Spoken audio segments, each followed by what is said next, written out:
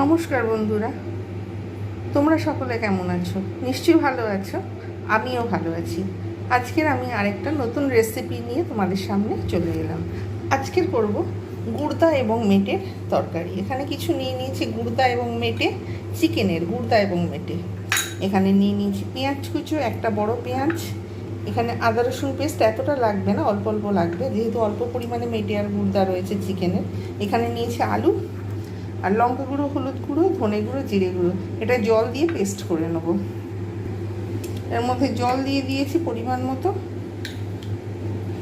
জল দিয়ে এটা কিন্তু আমি পেস্ট করে নেব, তাহলে সুবিধা হয়। নাহলে ডাইরেক্ট আমি যদি তেলের মধ্যে দিয়ে দিই মশলাটা পুড়ে যায়, টেস্ট নষ্ট হয়ে যায়।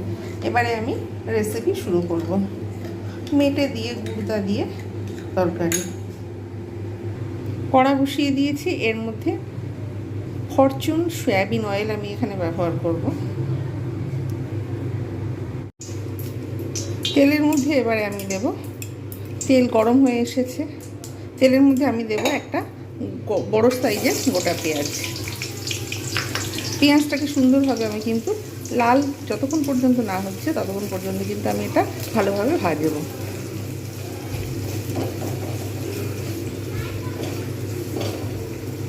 আঁচটা একটু তুলে দেবো, তাহলে তাড়াতাড়ি ভাজা হবে। আবার অতিরিক্ত জোরে দিলে কিন্তু পুড়ে যাওয়ার সম্ভাবনা থাকে, তাই একটু জাস্ট জোরে দিয়ে দিলাম। ভালোভাবে পেঁয়াজটা যতক্ষণ পর্যন্ত না লাল হচ্ছে আমি ততক্ষণ পর্যন্ত কিন্তু আমি অপেক্ষা করব। এখনও পর্যন্ত বাকি রয়েছে। পেঁয়াজটা ভাজতে অনেকটাই সময় লাগছে, কেননা পেঁয়াজটা ভালো করে না ভাজলে কিন্তু রান্নার টেস্ট হবে না। তাই জন্য আমাকে যতক্ষণ পর্যন্ত না সুন্দর ভাজা হচ্ছে ততক্ষণ পর্যন্ত কিন্তু আমাকে অপেক্ষা করে যেতে হবে। তাই আমি অপেক্ষা করছি সুন্দর করে ভাজা হোক, তারপর পরবর্তী স্টেপগুলো আমি বলবো।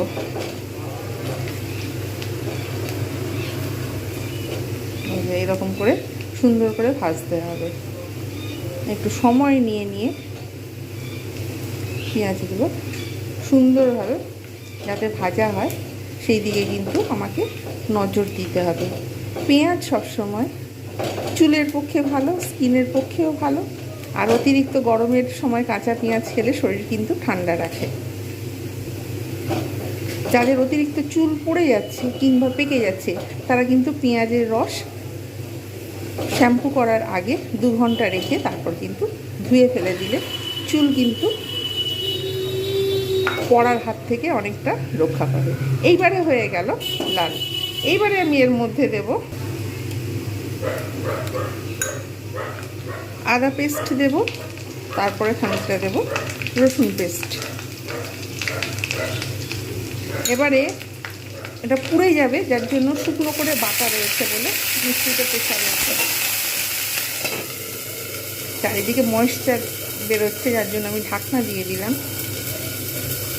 একটু ময়েশ্চারটা কমে যাবে, তারপর আবার ঢাকনাটা খুলে নেব। হাতের সামনে সবসময় কিন্তু ঢাকনা রেখে দিতে হবে, তাহলে কিন্তু মুশকিল। যাই হোক, কমে গেছে। ডাইরেক্ট আমি যদি ওই আদা রসুনটা এর মধ্যে দিই কিন্তু তলাটা ধরে যায়, কেননা যেহেতু আমি মশলাগুলো শুকনো করে মিক্সিতে পিষে রেখে দিই। এইবারে দেব ধনে গুঁড়ো, জিরে গুঁড়ো, লঙ্কা গুঁড়ো, হলুদ গুঁড়ো, যে পেস্টটা রেখেছিলাম সেইটা আমি কিন্তু এর মধ্যে দিয়ে দেবো এবং সুন্দরভাবে কষবো। যতক্ষণ পর্যন্ত না তেল ছাড়বে ততক্ষণ পর্যন্ত কিন্তু আমি অপেক্ষা করতে থাকবো। এরকম করে বেশ কিছুক্ষণ আমি কিন্তু নাড়বো। এর মধ্যে পেঁয়াজ দেবো না, পেতলের কড়ার মধ্যে টমেটো কিংবা অন্য কোনো টক জাতীয় ভিনিগার আমি পিতলের কড়া যখন ব্যবহার করব তখন দেব না, কেননা পিতলের কড়া থেকে ওই যে কেমিক্যালগুলো যে উঠতে থাকে, পিতলের যে কেমিক্যালগুলো, সেগুলো কিন্তু শরীরের পক্ষে মোটেও ভালো না। এমনি নর্মালি ঠিক আছে, পিতলের কড়ায় রান্না করে খাওয়া খুবই ভালো, সবই ঠিক আছে, কিন্তু যখন কোনো জিনিস ব্যবহার করা হয় সেইটা কিন্তু হিতে বিপরীত হয়। তাই আমি যখন পিতলের কড়াই যেহেতু রান্না করছি এর মধ্যে টমেটো কিংবা টক জাতীয় কোনো জিনিস আমি ব্যবহার করব না। মশলা কষা হয়ে গেছে সুন্দরভাবে, তেল ছাড়তে শুরু করে দিয়েছে। এইবারে আমি এরপরের স্টেপ যেটা অর্থাৎ এর মধ্যে আমি মেটে এবং যে কুর্তাগুলো রয়েছে সেগুলো কিন্তু আমি সবকটা ঢেলে দেবো। তা দিয়ে ভালো করে আঁচ কিন্তু মিডিয়াম হাইতে রয়েছে, কমিয়ে দেবো এবারে। কমিয়ে দিয়ে আমি কিন্তু একটু নাড়িয়ে দিয়ে আর আমি কিন্তু এটাকে ভালোভাবে কষতে থাকবো।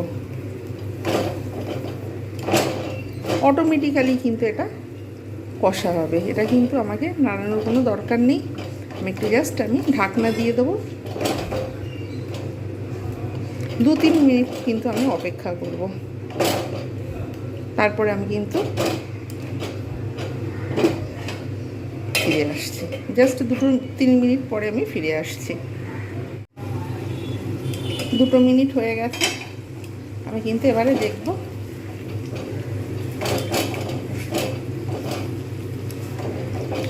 একটু নাড়িয়ে দিলাম, জাস্ট একটু ভালোভাবে কষা হবে। আমি এর মধ্যে এবারে অ্যাড করব এই যে সানরাইজের যে গরম মশলা গুঁড়ো, আমি কিন্তু কিছুটা অ্যাড করে দেবো।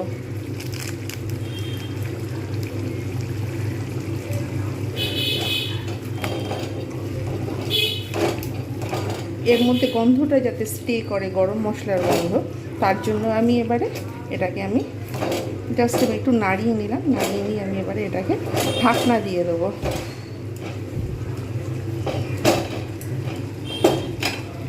ঢাকনা দিয়ে আবার 2 মিনিট পরে আসছি। 2 মিনিট পরে আবার ফিরে এলাম গরম মশলার গন্ধটা স্টে করার জন্য। এবারে যে আলুগুলো রেখেছিলাম, আলুগুলো আমি আগে থেকে কিন্তু ভাজিনি, কিন্তু আমি এর সঙ্গে একেবারে ভেজে নেব। যেহেতু তেল আমি এখানে একটু প্রথমেই বেশি ব্যবহার করেছি, এর সঙ্গে ভাজা হয়ে যাবে। আর যেহেতু চন্দ্রমুখী আলু রয়েছে, সেহেতু বেশিক্ষণ লাগবে না এটা নরম হতে। জ্যোতি আলু হলে কিন্তু দেখা যায় যে সময়টা বেশি লাগছে, কিন্তু চন্দ্রমুখী আলু হলে বেশি সময় লাগে না। আর গুড়দা আর মেটে এগুলো কিন্তু সিদ্ধ হতেও বেশি সময় লাগে না। মেটে তো সহজেই একদম নরম হয়ে যায়, আর গুড়দাও সেরকম লাগেও না। যতই ফোটাও যাই করো, একটা সময়ের মধ্যে কিন্তু ওটা সিদ্ধ হয়ে যায়। সুতরাং যেহেতু আমি একসঙ্গে করছি, চিকেনের গুড়দা এবং মেটে একটু আলু দিয়ে করছি, টেস্ট যাতে ভালো হয়, সুন্দর হয়, তার জন্য আমি এবারে ঢাকা দিয়ে দেবো। এগুলো সব আলুগুলো ভাজা হয়ে যাবে, এর সাথে সাথে মশলাগুলো ওর মধ্যে মিক্স হয়ে যাবে। 2 মিনিট পর ফিরে এলাম। এই যে জল ছাড়তে শুরু করে দিয়েছে মেটের গুঁড়া থেকে অলরেডি। আলুটা আরেকটু এর সঙ্গে থাকবে, আরেকটু জল কমে যাবে এর মধ্যে, তখন আমি কিন্তু আবার আরেকটু জল দিয়ে আমি কিন্তু এটাকে আবার ফের ফোটাবো। জল দিয়ে যত ফোটাবে, অতিরিক্ত নয়, একটু জল দিয়ে ফোটালে সেটা কিন্তু খাবারটা ডাইজেস্টের জন্য খুব ভালো হয়ে ওঠে। তাই জন্য জল দিয়ে মাঝে মধ্যে একটু ফোটাতে হয় যে কোনো জিনিসই।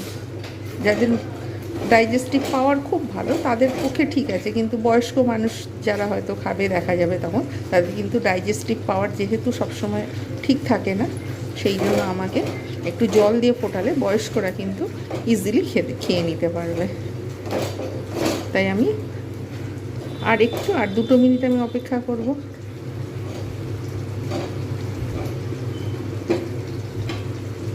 ঢাকনা দিয়ে দিলাম, আবার 2 মিনিট পরে আমি ফিরে আসছি।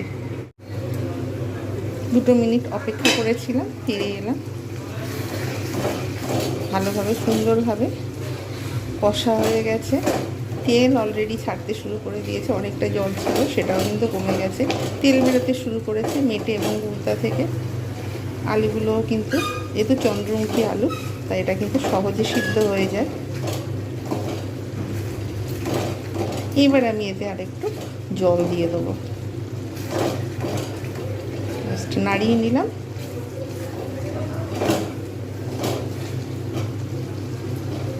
ভালো করে না খুন্তি থেকে পরিষ্কার করে নিলে এই জায়গাটা পুরো নোংরা হয়। এবার আমি একটু জল দিয়ে দেবো।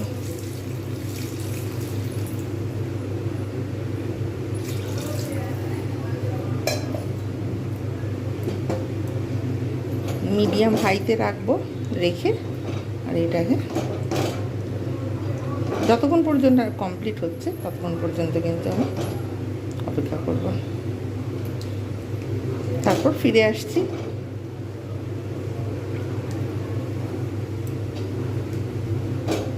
এটাকে ঢাকনা দিয়ে রেখে দেবো। এটা মিডিয়াম হাইতে থাকবে, চটপট হয়ে যাবে। একটু পরে ফিরে এলাম, আলুগুলো সিদ্ধ হয়ে গেছে, মাংস পুরো সিদ্ধ হয়ে গেছে। সরি, মাংস নয়, এখানে গুঁদা আর মেটে। সুতরাং আমি এবার এর মধ্যে দিয়ে দেবো পরিমাণ মতো লবণ। আপনারা যে যেরকম লবণ খান সেই রকম দিয়ে দেবেন। আর একটু ফোটাবো, মিডিয়াম হাইতে থাকবে। অতিরিক্ত ঝোল করব না, আবার একদম শুকনো শুকনো করব না। আর একটু কমলে তারপর সার্ভ করব। হাই ফ্লেমে তোলা ছিল, 2-2.5 মিনিট পর আমি দেখলাম হয়েই গেছে। এবার আমি জাস্ট সার্ভ করব। এরপরে আর শুকনো করা যাবে না, গ্যাসের ফ্লেম বন্ধ করে দিলাম। তৈরি হয়ে গেল মিটিয়ে গুঁড়া আলু দিয়ে কষা বা তরকারি, যাই হোক আপনারা যেমন ইচ্ছা হবে বলতে পারেন। প্রত্যেকে আপনারা এইভাবে বানান এবং এনজয় করুন। আর ভিডিওটা ভালো লাগলে অবশ্যই লাইক, কমেন্ট, শেয়ার এবং সাবস্ক্রাইব করতে ভুলবেন না। নেক্সট টাইম আরও একটা নতুন রান্নার ভিডিও নিয়ে আপনাদের সামনে উপস্থিত হব। প্রত্যেকে ভালো থাকবেন, সুস্থ থাকবেন। ধন্যবাদ।